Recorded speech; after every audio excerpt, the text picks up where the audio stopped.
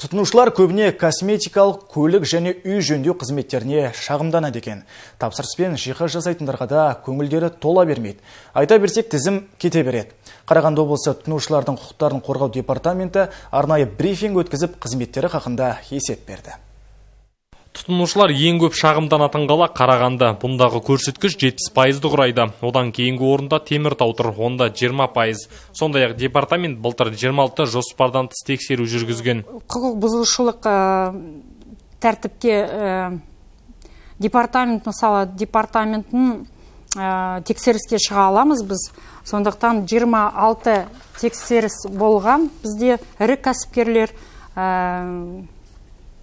мысалы, ірі кәсіпкерлер, мысалы, төртеуі бізде 750 мыңға айыппұл салынды, ақшалары мемлекеттік бюджетке аударылды.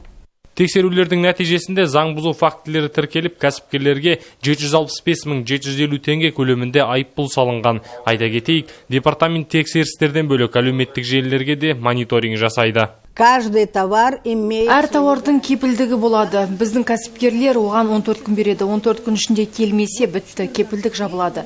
Әрі қарай сіздің проблемаңыз. Кәсіпкерлерге айтарым, осы мәселеге қатысты арнайы нормативтік құжаттар бар. Солардың шеңберінен шығуға болмайтынын айтқым келеді.